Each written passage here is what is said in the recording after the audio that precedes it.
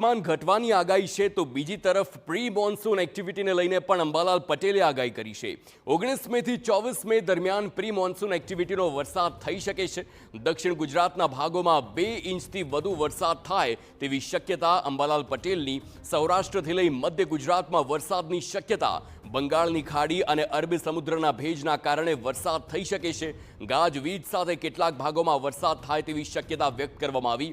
આંધી વંટોળ સાથે ભારે પવન રહેવાની પણ શક્યતા છે।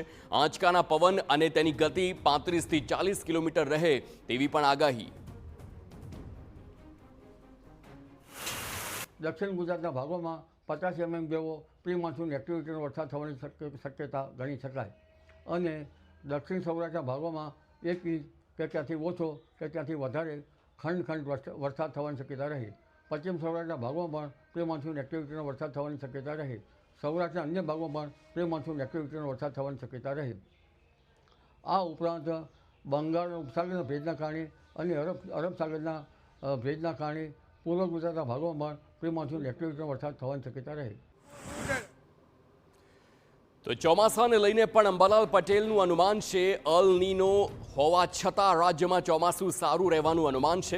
26 મે આસપાસ ચોમાસું કેરળ કાંઠે પહોંચી શકે છે। 10 જૂને મુંબઈ પહોંચી શકે છે ચોમાસું અને ગુજરાતમાં 15 જૂને જ ચોમાસું પહોંચી શકે તે પ્રકારની આગાહી અને અનુમાન છે।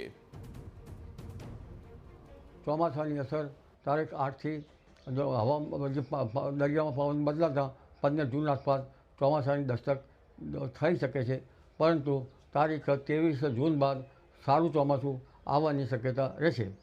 લગભગ આ વખતે ઓગસ્ટમાં પણ સારો વરસાદ થવાની શક્યતા રહેશે અને વરસાદ છેક ઓક્ટોબર સુધી થવાની શક્યતા રહેશે।